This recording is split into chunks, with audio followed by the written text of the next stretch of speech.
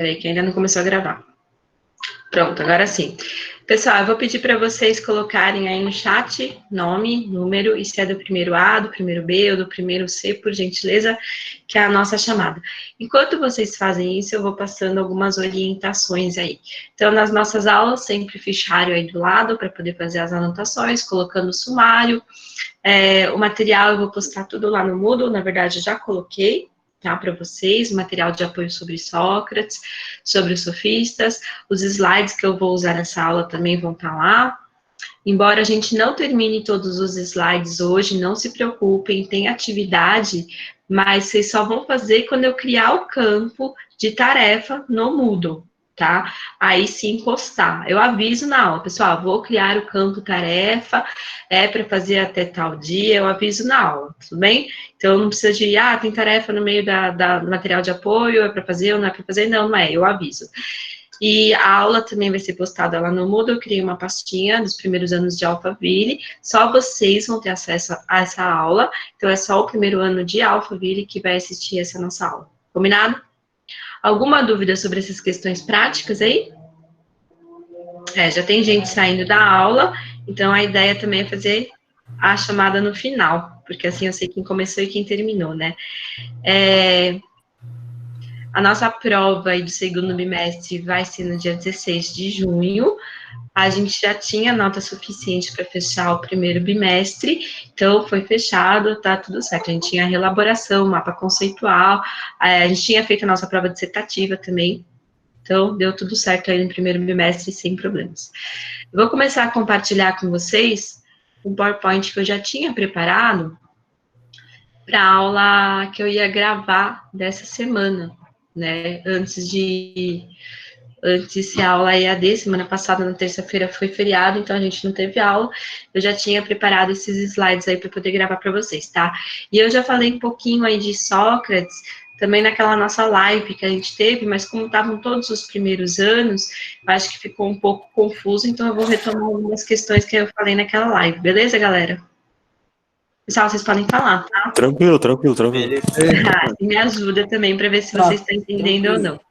E outra coisa, conforme eu for compartilhando o PowerPoint, eu não consigo ver vocês, o que vocês estão colocando no chat. Então, eu vou pedir aí para o Guilherme Ceni, já que ele está com a câmera aberta aí, que ajuda bastante. Se alguém colocar alguma dúvida, Guilherme, no chat e eu não conseguir ver, você me dá um toque aí para a aula, pode perguntar, beleza? Tá bom, sim. Você me ajuda aí com isso, por favor. Então, vamos lá, a gente vai falar um pouco sobre o método socrático, que é ironia, que a gente chama de maêutica, tá? Eu falei para vocês na aula passada sobre os sofistas, que na Grécia Antiga, em Atenas, a democracia vai se consolidar. E aí as pessoas iam para as ágoras discutir as questões políticas. Então, saber falar, se colocar opinião é fundamental numa democracia. Então, os sofistas, eles são professores da arte da retórica e da persuasão. O que é persuasão? É você convencer o outro de que você está certo. Isso numa democracia é fundamental, né? Porque a fala, se colocar, representar aquilo que você quer, é fundamental numa democracia. Só que vai ter um problema. Os sofistas, eles não ensinam a pensar, eles ensinam o convencimento, a retórica, né? Então, Sócrates e os sofistas vai ter um embatezinho aí nesse período que vai acabar ali com a morte de Sócrates. Ele é condenado à morte a beber um cálice de cicuta. O porquê e o como a gente vai entender aí nessa nossa aula de hoje, tudo bem? Então, vamos lá. Sócrates viveu no século IV a.C., né? Ele é um dos filósofos que marca uma certa divisão na filosofia. A gente tem os pré-socráticos e Sócrates. Por que isso? Os pré-socráticos, eles discutiam muitas questões da natureza e da física, a gente viu isso no primeiro bimestre. O Sócrates é o primeiro a pensar na questão da interioridade do ser.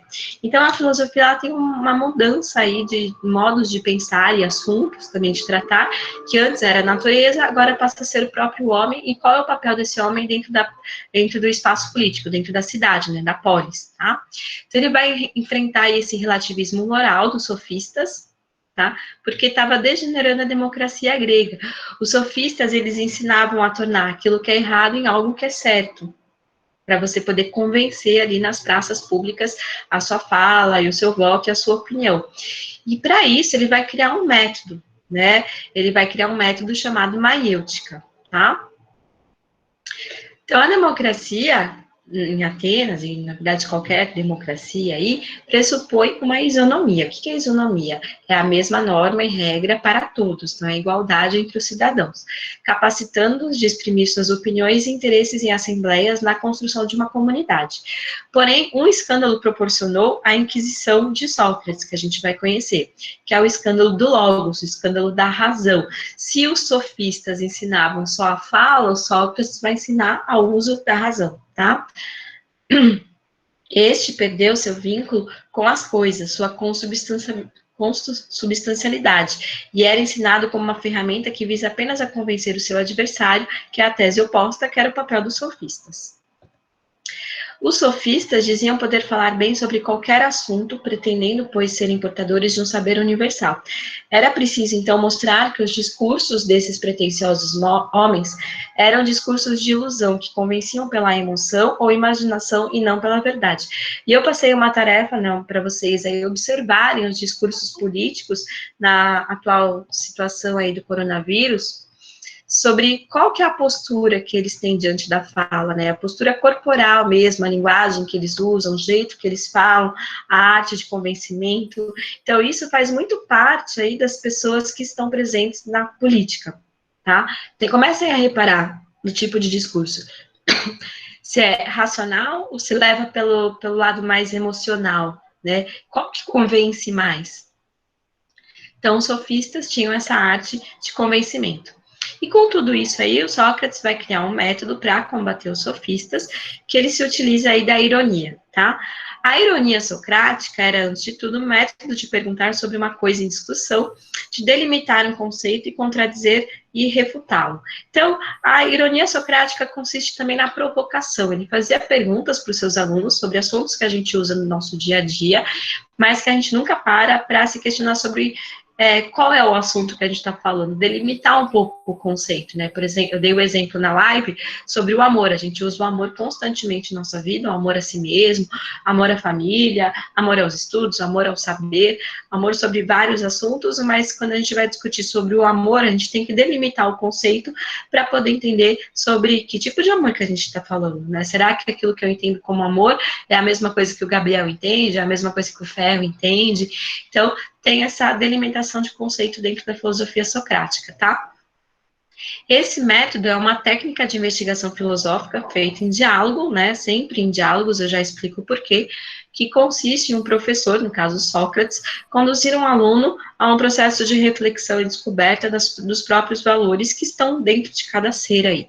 Para isso, Sócrates fazia uso de perguntas simples e quase ingênuas, que têm por objetivo, em primeiro lugar, revelar as contradições presentes na atual forma de pensar do aluno, normalmente baseadas em valores e preconceitos da sociedade, e auxiliá-lo, assim, a redefinir tais valores, aprendendo a pensar por si mesmo. Como que era esse método? O que fazia parte desse método aí? Pessoal, para ensinar o que era esse método aí de Sócrates, eu vou pedir ajuda aí para o Gabriel, tá? Para o Gabriel Ceni, beleza? Já que está com a câmera aberta aí. Então, Gabriel, esse método consiste em 3 partes. A primeira parte... Ai, peraí que eu voltei os slides. A primeira parte aí é a ironia, né? A provocação. Então, é o espanto. Eu vou perguntar para o Gabriel, então, o que é a coragem. Tá? Então, a primeira parte aí seria o questionamento ou a provocação, que eu já fiz aí com o Gabriel perguntando o que é a coragem.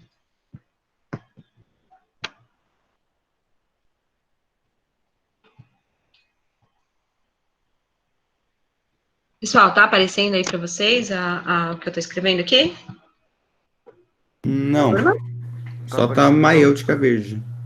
Só a maiêutica não apareceu o que eu escrevi? Não. Não. Então tá, a primeira parte então é a provocação ou um questionamento, então eu não vou nem escrever, já que não tá aparecendo. A segunda parte, o Gabriel Ceni já tá fazendo agora, que é buscar dentro de si mesmo uma resposta, né, para minha pergunta. Então ele deve estar aí, Gabriel, fala que sim, tá? Na sua cabecinha, pensando o que é coragem, o que é coragem, o que é coragem, você tá ou não tá? Professora Guilherme. Desculpa, o Guilherme, você tá ou não tá procurando aí dentro de você? Tô. Então, ainda bem, tá? Então, o segundo passo é a busca em si mesmo.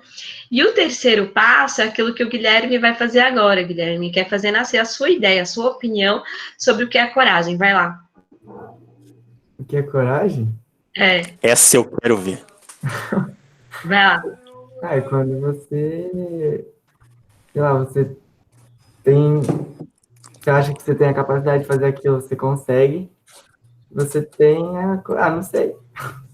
Tá. Bom, no caso de Sócrates aí, ele ia ficar provocando, então, o Guilherme, até o Guilherme expor aí a opinião dele, fazer nascer a opinião dele, porque era importante numa democracia a opinião de cada um. Segundo Sócrates, cada um carrega dentro de si uma verdade, que é essa opinião. Então, saber sustentar essa opinião numa praça pública, num debate, na ágora, é fundamental. Claro que o Sócrates, no caso, ficaria provocando o Guilherme até o Guilherme chegar num conceito aí de coragem para ele, tá? Eu não vou fazer isso aqui porque vai demorar muito tempo. Mas esses são os 3 passos fundamentais aí da maiêutica socrática, que é a provocação, né? Que no caso é a ironia, a busca em si mesmo e depois o parto dessa ideia sobre o que seria a coragem aí para o Guilherme, tá? O importante aí, o fundamental na filosofia de Sócrates, vai ser essa busca em si mesmo aí. Por que vai ser a busca em si mesmo? Porque é através dessa busca em si mesmo que o Sócrates começa a perceber que todos nós criamos certos diálogos entre você e você mesmo, quando a gente está no momento aí de isolado, né? Ou um momento que está só você e você mesmo. Por exemplo, antes de dormir, todos vocês, com certeza, colocam a cabeça no travesseiro e ficam perguntando, poxa, por que eu agi dessa maneira e não de outra? Por que eu fiz isso? Por que eu falei, fui estúpido com meus pais? Por que eu falei isso para um amigo meu? Vocês não fazem isso? Sim. Então, todo mundo Não. faz. Não? Então, Não. tá na hora de começar a fazer, tá? Para o Sócrates, maiêutica significa parto, Juliana. Já vou retomar isso aí com vocês, tá? Para o Sócrates, esse diálogo que a gente faz com a gente mesmo é o que vai formar a nossa consciência moral. É aquilo que faz você se autoconhecer, se conhecer a si mesmo. Então, conhecendo a si mesmo, você conhece as suas opiniões, aquilo que você quer e vai estar mais digno de se apresentar diante de uma praça pública, diante de uma ágora, num debate político, tá? Nesse diálogo de si consigo mesmo, ou um diálogo de 2 em 1, que o Sócrates chama, é que você vai constituindo a sua dignidade enquanto ser humano, tá? Por que isso? Porque se você rouba, você comete um crime, mesmo que ninguém esteja vendo, esse diálogo de 2 em 1 vai ser entre o seu eu e o seu eu ladrão. Vai estar em harmonia? Não, você vai criar um certo peso na consciência. Se você não está em harmonia, não se apresenta quanto digno, nem mesmo para si mesmo, como que você vai se apresentar numa praça pública ou numa ágora? Então, você não consegue constituir aí uma dignidade humana, segundo Sócrates. Por isso que ele é fundamental. E ao fazer esse diálogo de si consigo mesmo, você começa a fortalecer a sua opinião e a sua verdade para poder se apresentar numa praça pública. Deu para entender isso, pessoal? Opa, Pode falar. então, os sofistas, eles acreditavam no debate, mas era com ideias gerais, tipo, eles estavam defendendo aquilo porque sim, porque eles sabiam defender aquilo, mas se precisasse defender o outro, ele também conseguiria. E Exato. o Sócrates, ele falava para as pessoas defenderem no que elas acreditavam. Exato. Sim. Tá. E também tem uma diferença importante aí, tá? Os sofistas, eles não ensinavam a pensar, né? Eles ensinavam você a falar bem. Acho que todo mundo já ouviu falar que os políticos falam e não dizem nada, são discursos vazios, né? Sempre tem uma figura que aparece nesse sentido. O Sócrates já queria que as pessoas fossem para as ágoras, discutissem assuntos sobre a cidade, mas pautados numa argumentação racional e não emocional, um discurso vazio, mas com o uso da razão. Essa é a principal diferença. E para você usar essa razão, você precisa de fazer um exercício mesmo, né? Constante, como se fosse um exercício físico, para fortalecer suas ideias, para você poder ir para as ágoras discutir suas questões. Deu para entender a diferença? Beleza, fala alto. Sério. O Pode Matheus falar. está perguntando se você vai postar esses slides depois. Vou postar todo o material que eu uso na aula, eu posto também no Moodle. Já tá lá, inclusive. Tá? Eu coloquei hoje de manhã para vocês. Então, essa aí é a principal diferença. Professora, Então, pode desculpa, falar. pode falar. Uma coisa, você falou é que era provocação ou... Ironia, Ah, ok. Obrigado. tá bom? Ô, Ironia, Pro, pode falar. mas, tipo assim, você falou que ele meio que tem. A gente tem um diálogo consigo mesmo entre o nosso eu ladrão. Foi isso que você falou? Mas caso você roube, né? Sim, mas, pera, então, tipo, isso é só em caso de que pessoas, tipo, roubam. Sim, né? Mas todo mundo tem um pezinho na consciência, né, Daniela? Já não chegou ao ponto de um dia. É que normalmente a gente faz isso quando a gente tá sozinho com a gente mesmo, né? Por isso que é antes de dormir, a hora que a gente coloca a cabeça no travesseiro. Você já não fez, todo mundo já fez isso, na verdade, algum ato, ou brigou com uma amiga, com os pais, ou com o irmão, você fica com aquele peso na consciência? Sim. Já Todo foi. mundo, né? Você não consegue ficar nem bem com você mesmo. Então, você, segundo Sócrates, né, não se apresentaria bem diante da sociedade. Você tem que estar em paz consigo mesmo e se conhecer para poder se apresentar como uma pessoa digna nas ágoras, nas praças públicas. Então, esse diálogo 2 em 1 é o que vai constituir a consciência moral, né, a dignidade humana. Por isso que o Sócrates é o divisor de água da filosofia. Enquanto os pré-socráticos discutiam a natureza, qual é a origem das coisas, o Sócrates é o primeiro que passa a filosofia para a interioridade do ser e começa a pensar como que a gente se constitui moralmente. Deu para entender essa diferença entre eles também? Os filósofos que a gente viu no primeiro bimestre, como que agora a filosofia vai ficar muito mais ligada ao próprio ser humano e não tanto à natureza? Eu sim. Então Professora, tá, isso é Obrigada. importante também, tá? E por que o Sócrates queria desenvolver essa opinião, que normalmente cai no vestibular como doxa, chamam doxa em grego, é opinião, porque numa democracia a opinião de todo mundo é igual, a opinião de todo mundo é válida, mas aquele que pauta sua argumentação no uso da razão, vence.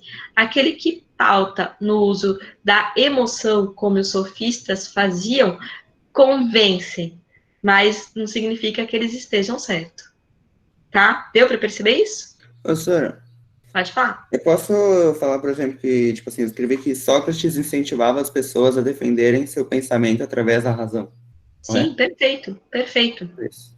tá? E daí também a gente começa a perceber por que o Sócrates nunca deixou nada escrito, né? A gente não tem nenhum escrito autêntico de Sócrates. Tudo que a gente conhece de Sócrates vem de Platão, né? Nossa principal referência é Platão.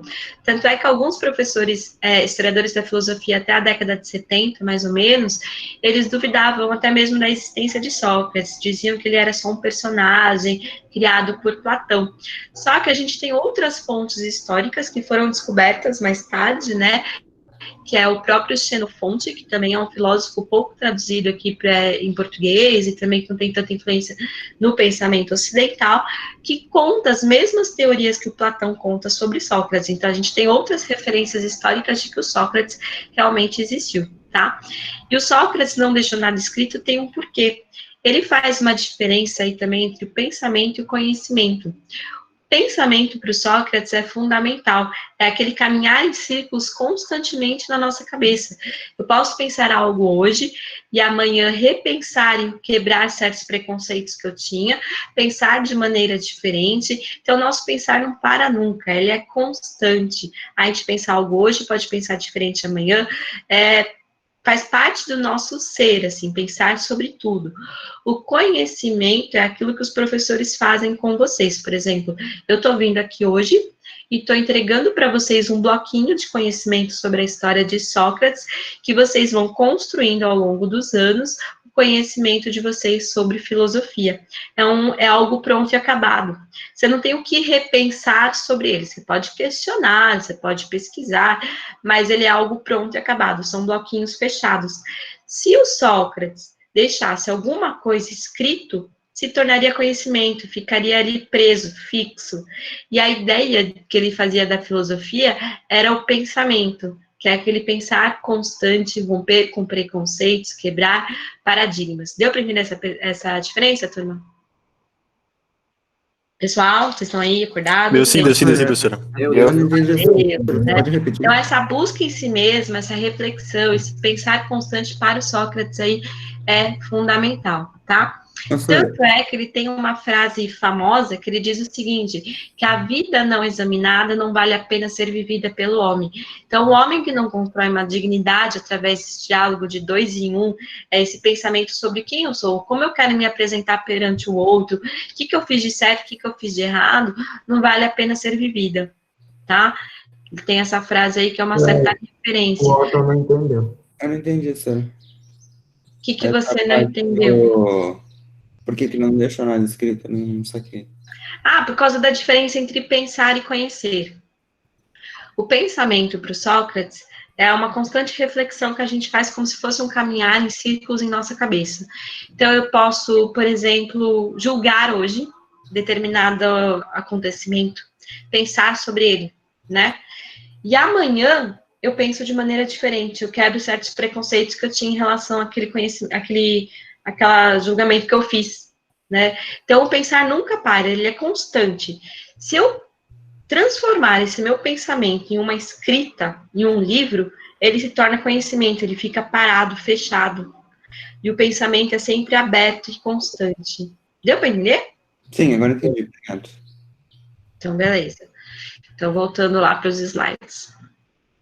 Por isso que para o Sócrates a frase conhece-te a ti mesmo é tão importante. A partir do conhecimento que você tem de si mesmo, desse diálogo que a gente faz com a gente mesmo para construir a nossa dignidade, é a maneira que a gente vai se apresentar para o outro, tá?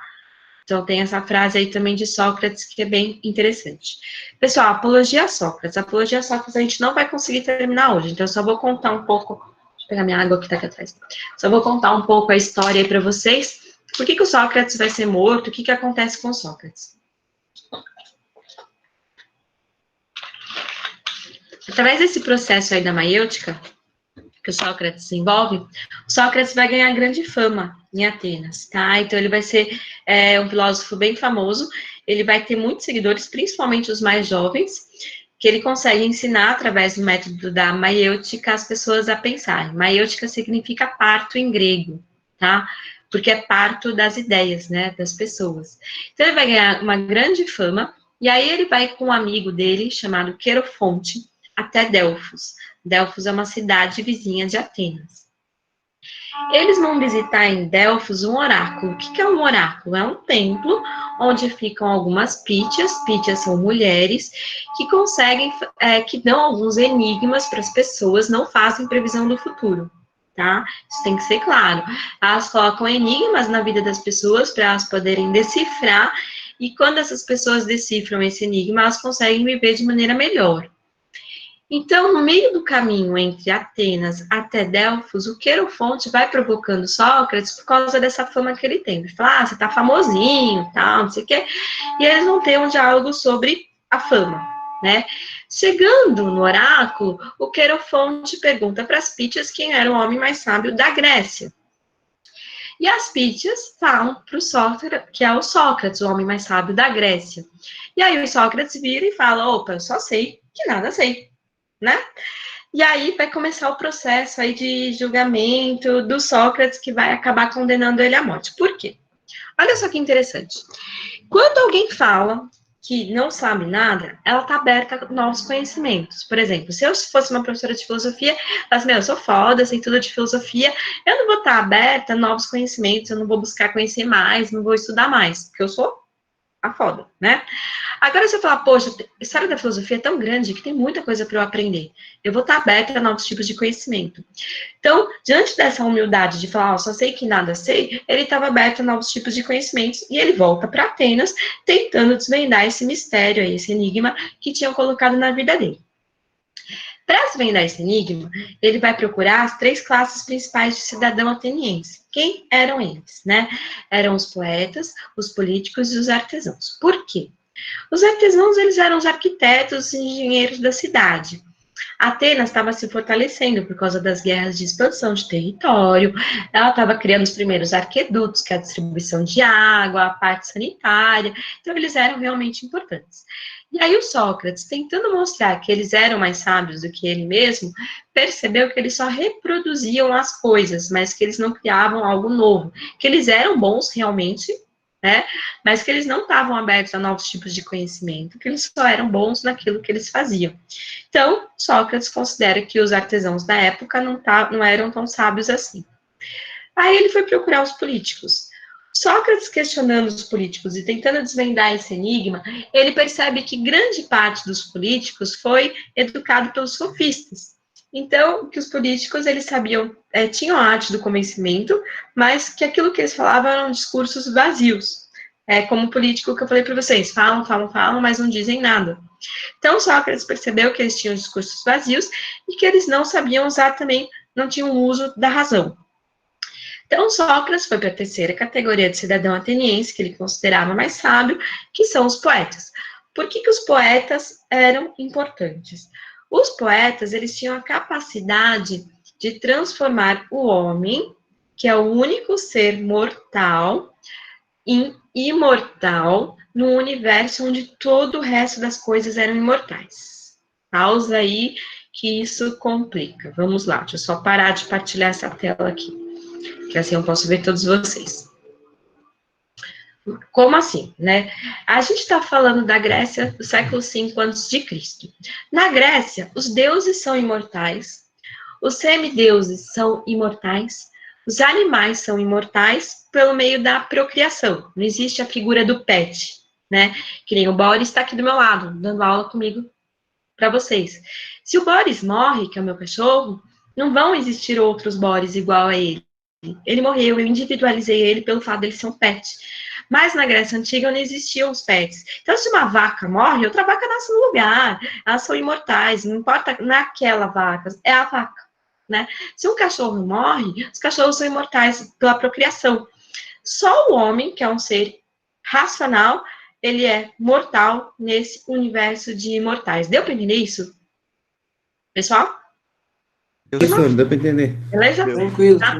Os poetas, eles conseguiam construir narrativas imortalizando o homem através de histórias, tá? Por isso que até hoje a gente conhece as mitologias gregas, a gente conhece os heróis gregos, porque foram os poetas que imortalizaram o homem num contexto onde tudo era imortal, né? Só o homem é mortal. Então, os poetas, o poeta era uma profissão muito bem paga, só que tinha um problema. Era como se o Guilherme, vamos supor, ele é um poeta, eu falo assim para ele, Guilherme, tô a fim de me imortalizar, por favor, me escreva uma narrativa sobre a minha vida, mas dá uma melhorada, né? O Guilherme não vai escrever a realidade das coisas, ele vai dar uma melhorada, por isso que eu vou me tornar uma pessoa imortal. Então, o Sócrates, ele percebeu que os poetas eram bons sim, mas nem sempre trabalhavam com a realidade das coisas, com a verdade das coisas. Então, também não era uma categoria tão importante. E só uma observação, pessoal. Essa questão da imortalidade é tão forte que a gente carrega com a gente até os dias de hoje. Nos jantares de família de vocês, os avós não gostam de contar o que eles fizeram, narrar as histórias deles? Sim, para se imortalizar. Exatamente, com essa vontade de se imortalizar. Se eles não contarem para vocês o que eles fizeram, quem eles foram e morrerem, eles simplesmente vão deixar de existir aqui na Terra.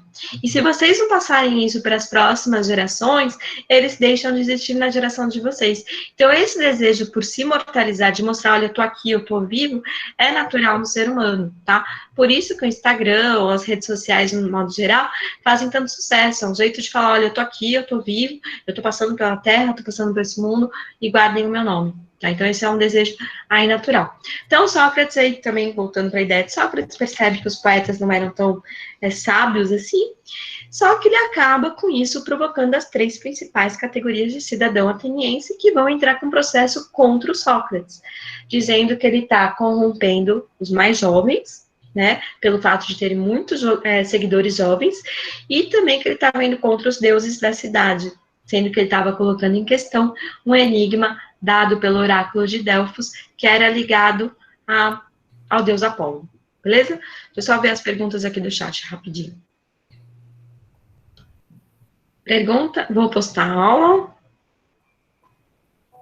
A gente já está terminando, Joana. Embora eu vá colocar essa aula lá no Moodle também.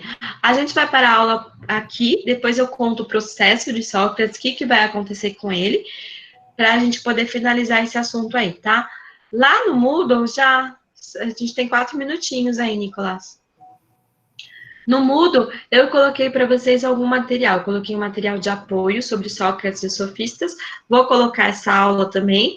E postei um material chamado Apologia de Sócrates, que é um livro escrito por Platão, que narra essa parte aí da vida de Sócrates, tá? Que é a ida até o oráculo de Delfos, o processo, o julgamento e a defesa que ele faz, e depois tem um texto final aí que ele já está preso, um pouco antes de beber o cálice de cicuta, que é um veneno, ele vai tratar da questão da imortalidade da alma. Mas eu falo um pouquinho mais sobre esse livro aí na próxima aula, tá tudo lá no Moodle já para vocês. Beleza? Alguma dúvida sobre a aula de hoje, pessoal? Acho que não, senhor. Tudo tranquilo, professora. Se as mulheres, a Adriel perguntou aqui, aquelas mulheres não eram mais sábias que ele. Então, Adriel, assim, não tem sentido que as pítias sejam mais sábias, né? Para os gregos, as mulheres tinham uma ligação direta com os deuses. Por isso que as pítias eram mulheres, mas elas estavam falando algo que o deus Apolo passou para elas, então não era algo direto delas, mas sim de um deus. Tem esse sentido, não vinha delas, né? Mais alguma pergunta, pessoal? Tranquilo, professora. Tranquilo? Já tá suave. Não acho Nossa, difícil. pessoal, a nossa aula passa rápido, tanto fisicamente como em EAD, fala sério. Sim. Né? Professora, que cidade que ele foi mesmo? Pior que demorou um pouco. Delfos. A gente chama esse episódio, essa passagem da vida de Sócrates, do episódio do oráculo de Delfos, tá? O Breno tá colocando aqui que não entendeu direito a maiêutica. Breno, a maiêutica é o nome de um método de Sócrates para poder fazer com que as pessoas façam nascer as ideias próprias, né? Então, maiêutica em grego é parto, é o processo de parto das ideias, o nascimento das ideias. As parteiras, na Grécia Antiga, tinham a capacidade de falar se aquele bebê que acabou de nascer era bom para a sociedade, né? Ele estava perfeitamente em condições saudáveis ou não. Caso não, os gregos tinham o costume de abandonar os seus bebês, mesmo porque eles não seriam fortes o suficiente. Então, Sócrates, como parteiro de ideias, ele provocava os seus alunos sobre uma questão, então tinha esse primeiro passo aí, que é a provocação, o questionamento, para depois fazer com que o aluno faça buscar nele mesmo e fazer nascer essa ideia. E o Sócrates, nessa provocação, nesse método mesmo, ele já falava se aquela ideia era uma boa ideia, uma boa opinião, para poder, se a pessoa estava pronta ou não para ir para as ágoras, discutir as questões da polis ou não. Então, maiêutica é o nome desse método, tá? Que tem 3 partes: provocação, busca em si mesmo e nascimento da opinião, da doxa. Mais alguma? Deu para entender, Breno? Tem que colocar o nome de novo, senhor? Oi? A maioria tá pondo aqui, mas eu vou dar para ver. Normalmente, quando eu saio, eu fico até o final, na verdade. Aí eu vejo quem tá dormindo. Tá? Pessoal, Breno entendeu aí o que é a maiêutica? Entendeu? Ok. Mais alguma dúvida, queridos? Não. Não? Então, Certo. tá bom. Então, tem o material, deem uma lida, a gente começa a aula aí na próxima terça-feira com as dúvidas que vocês ficarem, depois que vocês lerem o material também. Não tem tarefa essa semana, tá? E aí a gente continua, então, sobre Sócrates. Eu conto o finalzinho lá, a bebida do cálice de cicuta, para vocês na nossa próxima aula, ok? Beleza, professora. Beleza, Professora, mas tem que professora. colocar no Vocês não final vão o nome ou não? turma. Valeu. Tchau, tchau. Professora, precisa Tchau. colocar o nome ou não no final? Pode pôr, mas eu vi que a maioria ficou até o final, não tem problema. Tchau, Sora. Tchau, Carol. Beijos, turma. Tchau, Sora. Tchau, Maria.